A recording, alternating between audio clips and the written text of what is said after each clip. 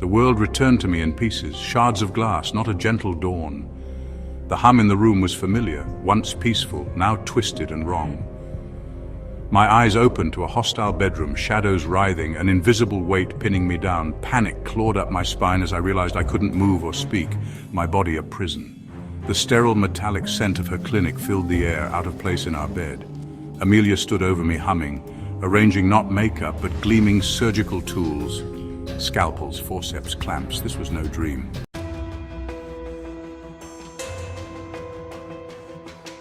She turned, humming silenced, her face a mask of chilling focus. Her eyes met mine. No love, only clinical detachment.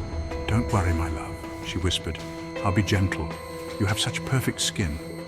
The words cut deeper than any blade. Betrayal was a physical pain.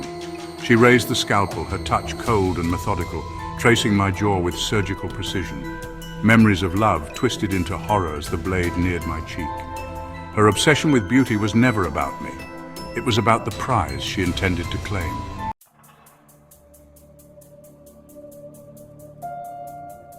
The cold steel promised pain beyond imagining. The incision was clean, precise, a line of fire as my skin parted.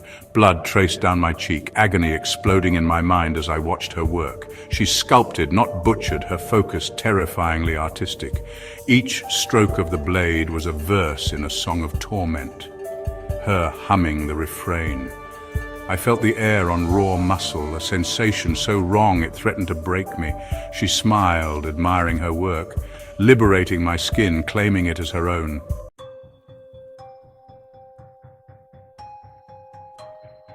Around my eye, her precision was breathtakingly cruel. The world blurred red as nerves and capillaries surrendered to her blade. Her humming was the metronome of my torture, each note marking my unmaking. I tried to remember who I was, but pain consumed everything. Both sides of my face burned, exposed to the night air, a desecration by the one I trusted most. The pain became a living entity, my consciousness fraying but refusing to let go. She leaned close, whispering, "Stay with me. The canvas must be fresh."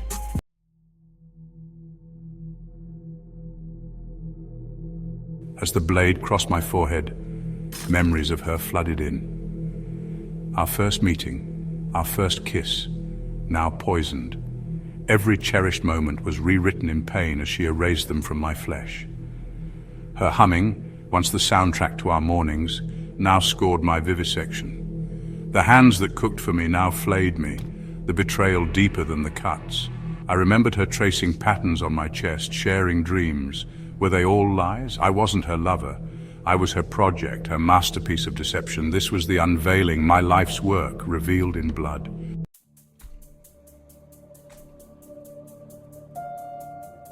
With the final, careful cut, something shifted. My face became an island, separated from my body. Amelia peeled my skin away, slow and reverent, like a collector with a rare artifact. I was no longer a man, but raw red meat, her masterpiece. She smiled, whispering, "Perfect." I was the material for her art.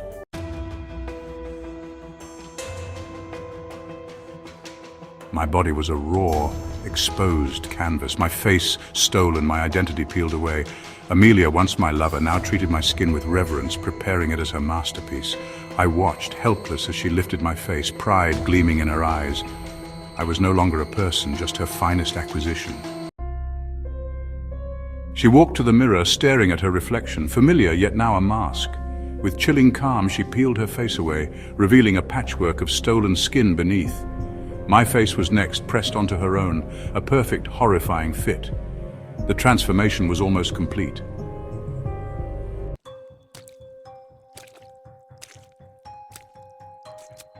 She took a step back from the mirror to admire her work. My face stared back at her from the reflection. My eyes, my nose, my mouth, it was perfect, too perfect. There was an uncanny stillness to it, a lack of life that was deeply unsettling. It was a photograph, a death mask brought to life. She leaned in close, her new face just inches from the glass. And then something impossible happened. She blinked, and the reflection, my reflection, blinked back. She smiled, a slow, tentative curve of the lips, my lips. And in the mirror, my face smiled back at her, a grotesque puppet mimicking its master's movements. The sight broke something deep inside me. A primal scream of denial and rage built in my chest, but it had nowhere to go, dying in my non-existent throat. That was my smile. She practiced it a few times, tilting her head, watching the way the muscles moved, the way the skin creased around the eyes. My eyes. She was learning me. She was studying my expressions, calibrating her new identity. It was like watching a stranger break into your home and start trying on your clothes, practicing your signature, learning the sound of your laugh. It was the ultimate invasion, the final complete erasure of my being. I was not just faceless, I was being replaced. She ran a hand over my cheek, the gesture eerily familiar. It was the same way she used to touch me, a gesture I had mistaken for affection. Now I saw it for what it was, assessment, ownership. She was testing the texture, the fit, the feel of her new acquisition. A look of supreme satisfaction settled upon my features, an expression of triumph that I had never worn myself. She had done it. She had achieved the perfection she craved. The scarred patchwork monster was gone, hidden beneath the flawless, handsome veneer of the man she had just dismantled. The world would never see the monster, they would only see me. Then she spoke. The voice that came from my lips was a distorted, horrifying hybrid. It was her voice, her pitch and cadence, but it was shaped by my mouth, my vocal cords, which she somehow now controlled. Perfect, she whispered again, the sound a monstrous parody of my own voice. The word echoed in the silent room, a final verdict on my stolen life. She turned from the mirror, her new face, my face, now turned towards me, the raw, red thing on the bed. There was no pity in her eyes, only the cold, triumphant gaze of an artist, looking upon their discarded materials, their masterpiece finally complete.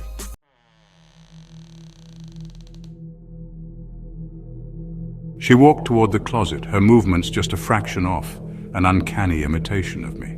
She chose my clothes, assembling a new identity with chilling precision. She hadn't just studied my face, she had studied my life. Dressed in my clothes, wearing my face, the illusion was complete. I was a ghost, a silent witness to my own replacement. She turned, walked out, and closed the door, leaving me alone in the dark.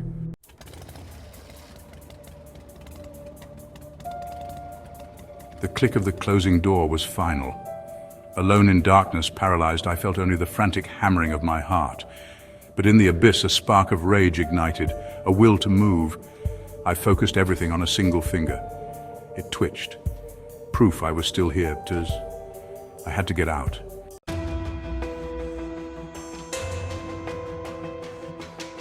Getting out of bed was the hardest thing I've ever done. Every inch was agony, my body torn and bloodied, crawling across the floor. I set my sights on the faint line of light under the door, a distant hope. Fear and rage battled inside me, but I kept moving, refusing to give up.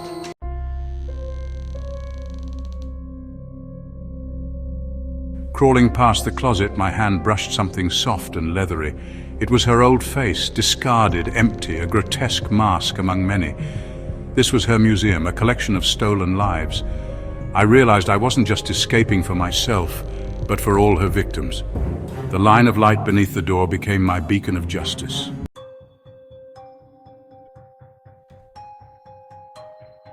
Reaching the door was a triumph that left me gasping, my body a wreck of trembling agony. I lay at its base, the cool wood a small relief against my raw forehead. The sliver of light from the hallway was blinding, a promise of the world outside this torture chamber, but a new obstacle stood before me, the doorknob.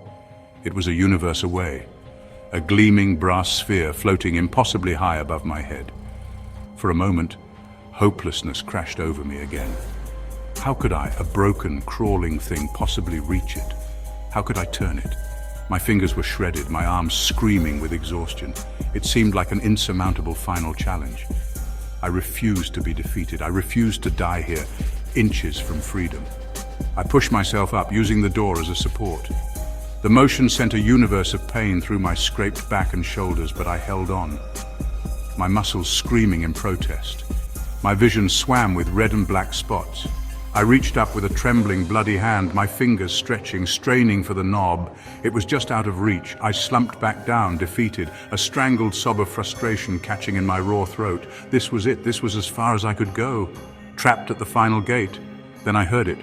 A sound from outside the apartment, the jingle of keys, the scrape of one being inserted into the lock of the front door. My heart stopped. Was it her? Was she coming back? Had she forgotten a tool? Or was she coming back to finish the job, to dispose of the evidence? Panic, cold and absolute seized me, but the sound was followed by a low, familiar grumble, a voice. It wasn't hers. It was Mr. Henderson from next door, coming home late from his security guard shift. He always fumbled with his keys. Hope, sharp and desperate, pierced through my terror. Help was just feet away. I had to make a sound, any sound. My vocal cords were a wreck, my throat a raw, open wound, but I had to try. I opened my mouth, a gaping hole in my ruined face, and pushed with every last atom of my strength. What came out was not a word, not a scream, but a wet, gurgling, inhuman noise, a horrific guttural rasp. It was the sound of a dying animal, but it was a sound. I did it again, louder this time, scraping my throat raw. I beat my fist against the bottom of the door, a weak, pathetic thud. "Help!" I tried to form, but it came out as a choked, bloody gargle. On the other side of the front door, the fumbling with the keys stopped. Silence. He had heard me.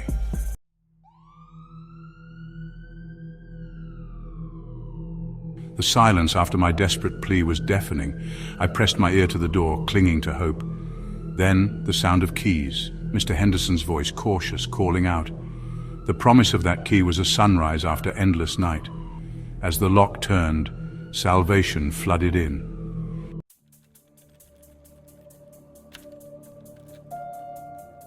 The lock turned with a loud, definitive click. The sound echoed in the hallway, a gunshot signaling the start of a new, terrifying chapter.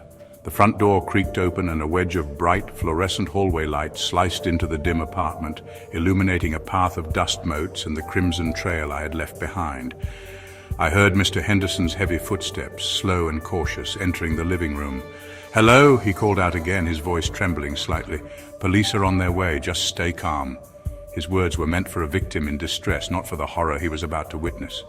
I braced myself for the scream, for the inevitable shock and revulsion, but the scream never came.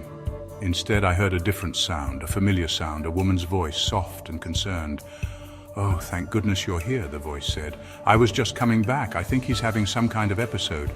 My blood, what was left of it, ran cold. It was her. Amelia. She had returned. She must have seen Mr. Henderson at the door and seized the opportunity. She was controlling the narrative before he could even see the truth. I heard his sigh of relief, the tension in his voice melting away. "Amelia, my dear, I heard a terrible noise. I was so worried." He had fallen for it completely. He was talking to the monster. "I know. I'm so sorry," she said, her voice a perfect symphony of believable distress. She was wearing my face, but the voice was all hers, a tool she wielded with expert precision. "He's been unwell." He locked himself in the bedroom. I was so frightened. The lie was so audacious, so complete, it was almost brilliant. She was painting me as the madman, the source of the disturbance. She was the concerned partner, the victim. And Mr. Henderson, a kind man who only wanted to help, was swallowing it hook, line, and sinker. My chance for rescue was evaporating before my eyes, stolen by the very creature I was trying to escape. I heard their footsteps approaching the bedroom door. My door.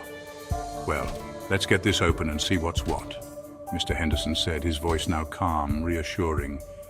He was no longer a rescuer. He was an accomplice, unknowingly helping the monster get to her prey. The terror I felt was profound, a deep primal certainty that I had failed. I had crawled through hell only to lead my captor right back to my cage. The doorknob above me began to turn. The door, my last barrier, was about to open, and on the other side stood my kindly neighbor and the woman who was wearing my face like a trophy. There would be no escape. There would only be the final act.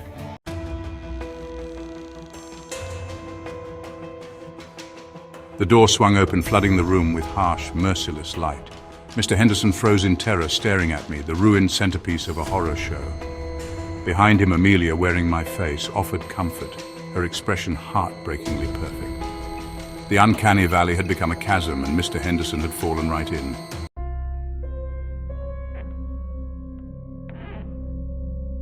The question hung in the air, thick and heavy with misplaced sympathy. Mr. Henderson stared at the monster wearing my face, searching for answers in the chaos. She wore my sadness like a mask, a single tear tracing her cheek, A masterful performance. She spun a story, twisting the truth, painting me as the architect of my own destruction. Mr. Henderson clung to her words, pity clouding his terror. My pleas were dismissed as madness. She had won, rewriting my story as her own. The paramedics and police officers were professionals, but nothing could have prepared them for me. I was quickly wrapped in sterile sheets, my body a grotesque piece of evidence. I saw her, giving her statement, pointing at the box of faces. Now, I am no one, a faceless creature trapped in silence, watching her wear my life.